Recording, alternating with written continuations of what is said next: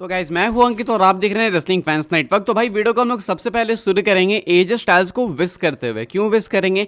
आज है भाई एजे स्टाइल्स का हैप्पी बर्थडे। जी हाँ, एजे स्टाइल्स आज हो चुके हैं 47 ईयर्स के, यानी कि 47 साल की उम्र हो चुकी है फिनोमिनल वन की। एंड आपको दिखाता हूं मैं इनकी कुछ अकॉम्प्लिशमेंट्स। 2 बार WWE चैंपियन रह चुके हैं, 2 बार IWGP चैंपियन, 3 बार NWA वर्ल्ड चैंपियन, 2 बार TNA वर्ल्ड चैंपियन, 1 बार इंटरकॉन्टिनेंटल चैंपियन, 1 बार WWE टैग टीम चैंपियन, 3 बार यूनाइटेड स्टेट्स चैंपियन, रेसलमेनिया को भी मेन इवेंट कर चुके हैं, फ्यूचर हॉल ऑफ फेमर भी हैं एंड जेम्स एल्सवर्थ से हार भी चुके हैं। तो एजे स्टाइल्स ने भाई अपने करियर के अंदर भाई इतना ज़्यादा ट्रैवल करा है, इतना इधर उधर गए हैं कंपीट करने की, हर जगह कहीं ना कहीं इन्होंने रिकॉर्ड बना के रखा है। ऑलमोस्ट सारी मेजर चैंपियनशिप्स इन्होंने जीत के रखी है, चाहे WWE की ले लो, चाहे IWGP की ले लो, चाहे TNA की ले लो, चाहे NWA की ले लो, कहीं से भी देख लो, जितनी मेजर प्रमोशन से वहाँ पे एजे स्टाइल्स ने जाकर अपना झंडा गाड़ रखा है। तो एजे स्टाइल्स आज हो चुके हैं 47 साल के एंड अभी जिस तरीके से WWE इनको बुक कर रही है, देख के लगता है कि एजे स्टाइल्स अभी इस एज में अपनी प्राइम में है। मतलब इस एज के हिसाब से देखा जाए तो 47 साल उम्र कोई कम नहीं होती है भाई,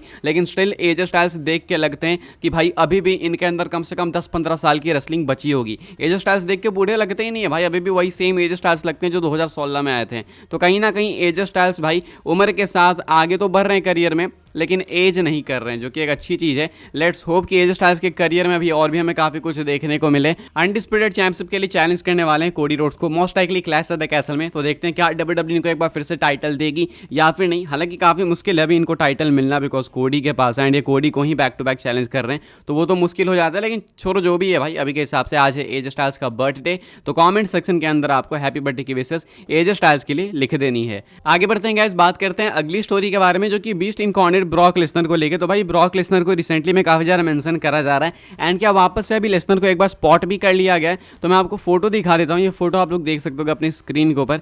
किसी सब्सक्राइबर ने ही मुझे भाई इंस्टाग्राम पे भेजी है ये, एंड वो कह रहे थे कि भाई ये काफी सरफेस हो रही थी फोटो, एंड ये फोटो काफी डिफरेंट भी लग रही है, यूनिक भी लग रही है। लाइक अभी तक तो मैंने देखा नहीं, तो मुझे लगा आपके साथ भी शेयर करते हैं। लेकिन क्या ये रीसेंट फोटो है? तो भाई इसका फैक्ट चेक करते हैं। एंड जब मैंने इसका फैक्ट चेक करा तो मैंने देखा कि ये फोटो रीसेंट नहीं है। लेसनर की जो फोटो है वो पिछले साल की है, वो पिछले साल किसी हॉकी गेम में गए थे उस टाइम की है। तो अभी के हिसाब से लेसनर की ये फोटो पिछले साल की है, किसी ने इसको रेडिट पे पोस्ट करा था, लेकिन अभी ये इंटरनेट पे सरफेस होना स्टार्ट हो चुकी है। तो अगर आपको ये फोटो कहीं देखने को मिले, लोग क्लेम करते हुए दिखें कि भाई ये रीसेंट अपीयरेंस है लेसनर की, सो डोंट बिलीव, वो मिसअंडरस्टैंडिंग हो सकती है लोगों को, आपको भी हो सकती है। तो इसलिए इसका फैक्ट चेक कर दिया मैंने, ये वाली फोटो रीसेंट नहीं है, ये 2023 के फरवरी की फोटो है एंड 1 साल से भी पुरानी फोटो है ये। तो अभी के हिसाब से लेसनर को जो स्पॉट करने वाली फोटो ऐसे वायरल हो रही है वो अभी की नहीं है, ये कुछ बताना। हालांकि लेसनर की वापसी जल्दी होगी, एटलीस्ट ये तो मैं होप कर सकता हूँ, लेकिन ये फोटो अभी की नहीं है। आगे बढ़ते हैं गाइस, बात करते हैं अगली स्टोरी के बारे में। अंकल हाउडी का एक और नया टीज डिकोड हो गया है। अब नया टीज आया नहीं है, नया टीज डिकोड हो गया। ये क्या है मैं आपको बता दूं, कल मैंने आपको बताया था कि WWE की वेबसाइट पर अगर आप जाओगे तो आप देखोगे कि अंकल हाउडी ने वेबसाइट को हैक करके रखा है। यानी होम पेज पे आपको अंकल हाउडी की फोटो देखने को मिलेगी, उनके मास्क वाली, साथ में रीड मोर पे जाओगे तो वहाँ पे आपको एक बहुत लंबा चौड़ा क्रिप्टिक मैसेज देखने को मिलेगा। अब आप बताना आपने देखा था या फिर नहीं, बिकॉज जब मैंने वीडियो बनाई थी तब तक तो ये चीज़ थी। अब अभी के हिसाब से उस वेबसाइट पे जब आप रीड मोर पे क्लिक करते हो उस पेज पे, तो ये जो लंबा चौड़ा मैसेज आता है उसमें एंड में ना लिखा रहता है 168/197, यानी 168/197। अब इसका मतलब मैंने आपसे पूछा था कि भाई इसका मतलब क्या हो सकता है, ये मुझे अभी तक नहीं पता चला था, लेकिन अब पता चला बिकॉज एक सब्सक्राइबर ने, आप स्क्रीनशॉट देख सकते हो, इन भाई ने भाई पॉइंट आउट करके बताया कि इसका मतलब क्या है। एंड प्रॉप्स है भाई इनको, बिकॉज ये बहुत नाइस कैच है। क्या है इसका मतलब? तो भाई इसका मतलब है ये जो 168 है ना, ध्यान से समझना इस चीज को, ये जो 168 है ना, इसका डायरेक्ट ताल्लुक है भाई 17 जून से, 17 जून से। कैसे? तो पहले तो वेबसाइट पे लिखा था 168/197, दोनों को ऐड कर दो आप, दोनों को ऐड करोगे तो भाई टोटल 365 दिन होते हैं। 365 दिन आपको मालूम है कि एक साल में टोटल 365 दिन ही होते हैं।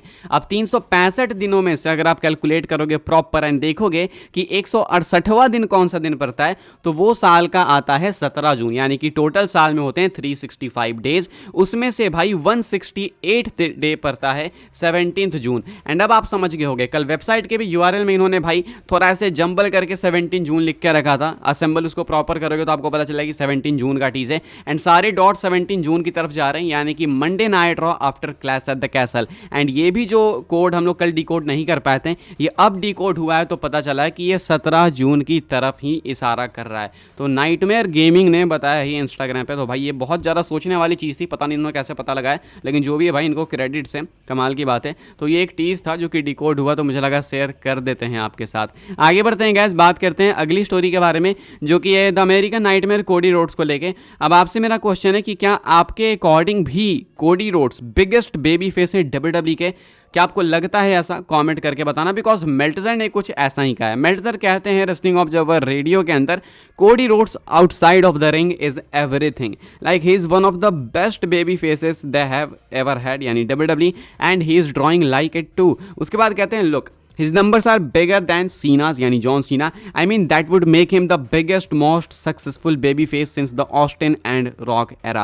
तो कहते हैं कि कोडी रोड्स रिंग के बाहर अगर आप देखोगे तो WWE का बेस्ट बेबी फेस है, कह सकते हो वन ऑफ द बेस्ट में से एक है। एंड वो भी कहते हैं एवर हैड, यानी कि आज तक इतिहास का। उसके बाद आगे कंटिन्यू करते हैं, कहते हैं कि वो ड्रॉ भी उसी तरीके से कर रहा है, प्रॉफिट भी दे रहा है। उसके बाद कहते हैं कि अगर आप नंबर में देखोगे तो जॉन सीना से ज़्यादा नंबर्स प्रोवाइड कर रहा है, यानी जॉन सीना से ज़्यादा फायदेमंद है। तो अगर इस हिसाब से देखा जाए तो ऑस्टिन एंड रॉक के एरा के बाद मोस्ट सक्सेसफुल बेबी फेस अगर कोई रहा है तो वो कोडी रोड्स रहा है। ये कुछ कहना है मेल्टजर का, यानी इनके अकॉर्डिंग कोडी रोड्स ने biggest baby face after the Austin rock era, यानी कि ये जॉन सीना को भी पीछे रखते हैं। अब आप क्या अग्री करते हो इस चीज से? कमेंट करके बताना। मेरे हिसाब से तो भाई भी बहुत दूर हैं जॉन सीना से। जॉन सीना भाई एक टॉप बेबी फेस नहीं थे, बल्कि जॉन सीना का तो एक पूरा एरा चला था। जॉन सीना एक सेंसेशन थे, एंड जॉन सीना भाई आज भी चलते हैं। तो अभी मेरे हिसाब से तो जॉन सीना से तो काफ़ी दूर है, लेकिन मेल्टजर को लगता है कि जॉन सीना को क्रॉस कर चुके हैं। आपको क्या लगता है? कमेंट करके बताना। बात करते हैं गाइस हम लोग अपनी नेक्स्ट एंड फाइनल स्टोरी के बारे में, जो कि ट्राइबल चीफ रोमन रेंस को लेके। एंड एक बहुत मेजर न्यूज़ है रोमन रेंस के रिटर्न को लेके। मेल्टजर की तरफ से ये न्यूज़ निकल के सामने आई है। ये न्यूज़ क्या कहती है रोमन के रिटर्न को लेके? कहा गया है Roman Reigns is most likely expected to make his return next month. Wrestling observer radio में मेल्टजर ने बताया है कि रोमन रेंस एक्सपेक्टेड है कि वो अगले महीने अपना रिटर्न करेंगे। अगले महीने मतलब कब? यानी जुलाई में। थोड़ा सा अगर डिटेल के अंदर घुस के मैं आपको बताऊं वर्ड बाय वर्ड, तो मेल्टजर कहते हैं Heyman and Roman are being turned baby face by the audience, they make it clear that he is coming back soon, so I figure that's probably in July. तो कहना है Meltzer का कि audience ने खुद Paul Heyman and Roman Reigns को baby face बना दिया है रिएक्शन से। इसके बाद कहते हैं कि इससे काफ़ी क्लियर हो जाता है कि रोमन रेंस बहुत जल्दी वापस आने वाला है। एंड ये कहते हैं कि मेरे अकॉर्डिंग रोमन रेंस जुलाई में वापस आएगा, यानी अगले महीने। तो अभी के हिसाब से कहते हैं कि रोमन समरस्लैम में कंपीट भी कर सकता है। तो ये एक मेजर न्यूज़ है, ये मेल्टजर का कहना है। लेट्स सी भाई और कितने सोर्सेस इससे रिलाई करते हैं, कितने नहीं करते हैं। अभी के हिसाब से मेल्टजर के अकॉर्डिंग रोमन रेंस अगले महीने वापस आएंगे। एंड अगर अगले महीने आते हैं तो देन यस समरस्लैम में रोमन का मैच पॉसिबल हो सकता है। फिलहाल गाइज इस वीडियो के लिए बस यही कुछ अपडेट्स थी। आई होप्स आपको इन्फॉर्मेशन मिली हो तो प्लीज़ वीडियो को लाइक करें, शेयर करें, सब्सक्राइब करें चैनल को, ताकि आने वाले टाइम के अंदर आपको और भी ऐसे WWE की न्यूज़, रूमर, अपडेट्स सब कुछ सबसे पहले जानने को मिलते रहे। एंड मुझे मोटिवेशन भी मिलेगा भाई अगर आप थोड़ा सब्सक्राइब कर दोगे, तो बिल्कुल फ्री है, इसमें आपको कुछ जाएगा भी नहीं, बस सब्सक्राइब कर देना। बाकी मिलूंगा मैं आपसे अपनी नेक्स्ट और फिर काफ़ी इंटरेस्टिंग वीडियो में।